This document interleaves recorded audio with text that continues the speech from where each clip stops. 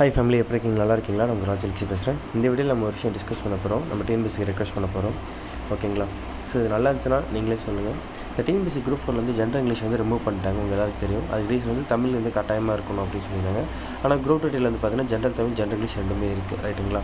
என்ன கேட்குன்னா, இப்போ உங்களுக்கு தமிழ் தான் வந்து எல்லாருக்கும் தமிழ் அறிவு இருக்கணும், அதுதானே உங்களோட பேசிக் கான்செப்ட்டு. அப்படின்னு இந்த ஃபார்மேட் பண்ணலாமே. அதாவது பார்ட் 1 கம்பல்சரி தமிழ் பேப்பர், எல்லாருக்குமே தமிழ் நாலேஜ் இருக்க மாதிரி ஒரு 25 கொஸ்டின் வைங்க. அதுலேயுமே ஜென்ரல் தமிழ், ஓகேங்களா? அது வந்து காமனாக இருக்க கொஷின்ஸ் யாருக்குன்னா வைங்க. அது வந்து பார்த்திங்கன்னா நார்மலாக இருக்கட்டும், தமிழ் இங்கிலீஷ் யாருன்னா இருக்கட்டும். பார்ட் 2 இதில் வந்து general Tamil or general English யாருன்னா இந்த 75 கொஸ்டின் இது யாருன்னா இதெல்லாம் சூஸ் பண்ணிக்கலாம். ஓகேங்களா? இந்த ஃபஸ்ட்டு அந்த தமிழ் நாலேஜ் கொஷின்ஸ் வந்து பியூராக 6th to 12th இருக்க தமிழ் இருக்கக்கூடாது. வேறு ஏதாச்சும் ஜென்ரலான தமிழாக இருக்கலாம். ஓகேங்களா? அடுத்து part 3 general studies, maths 75 + 25 questions இந்த ஆர்டரில் இருக்கும். ஸோ டோட்டலாக வந்து பார்த்திங்கன்னா உங்களுக்கு 200 கொஷின்ஸ் வந்துடும். இது நீங்கள் பண்ணலாம். இதில் நீங்கள் வந்து இன்னுமே எப்படி இன்னும் எஃபெக்டிவாக கொண்டு போகணுன்னாக்கா இந்த பார்ட் 1 அந்த 25 கொஷின்ஸ் வந்து ஜஸ்ட் ஒரு குவாலிஃபைங் பேப்பரை வச்சுட்டு அதாவது ரேங்க்கு கணக்கு எடுத்துக்கூடாது. ரிமைனிங் இருக்க இந்த பார்ட் 2 பார்ட் 3 வந்து இந்த 75 general English or general Tamil இருக்குல்ல, அதுவும் மேக்ஸு, ஜிஎஸ் இது ரெண்டு சேர்த்து இந்த 175 மார்க்குக்கு நீங்கள் ரேங்க் லிஸ்ட்டு கொடுத்தா இன்னும் நல்லாயிருக்கும்.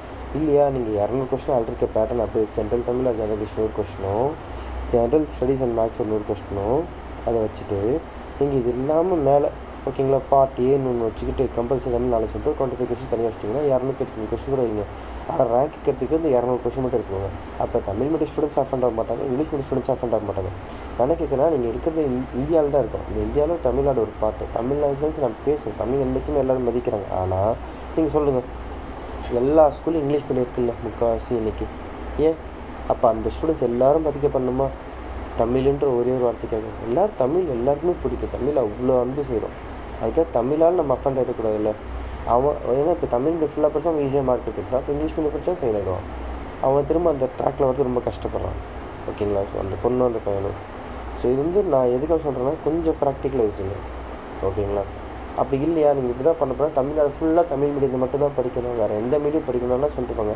அதே ஹிந்தி வந்து திணிப்பு ஒரு வகைனா, தமிழில் நீங்கள் பண்ணுறதுமே ஒரு வகையான ஒரு வன்முறை தானே. ரைட்டு தானே? நான் கொஞ்சம் யோசிச்சு பாருங்கள். ஏன்னா ஒருத்தரோட வாழ்க்கையை நீங்கள் அழிக்கிறீங்க, ஒரு பொண்ணோட வாழ்க்கையை அழிக்கிறீங்க. இது அப்படி தான் நம்ம யோசிக்கிற மாதிரி இருக்குது. நான் சொல்லலை, நிறைய ஸ்டூடெண்ட்ஸ் ஃபீல் பண்ணுறதை மட்டும் சொல்கிறேன். ஸோ கொஞ்சம் ப்ராக்டிக்கலாக யோசிங்க, உங்கள் மெத்தட் யோசிங்க. தமிழ் நாலேஜ் இருக்கணும். ஸோ தமிழ் நாலேஜ் டெஸ்ட் ஒன்று வைங்க. அது 25 கொஸ்டின் தனியாக வச்சுக்கோங்க. ரிமைனிங் இந்த 200 கொஸ்டின் வச்சுட்டு நீங்கள் அதை வச்சு நீங்கள் ரேங்க் டெஸ்ட் போட்டாலும் ஓகே தான், இல்லை 175 கொஸ்டின்ஸ் ரேங்க் டெஸ்ட் போட்டாலும் ஓகே தான். By from take the best.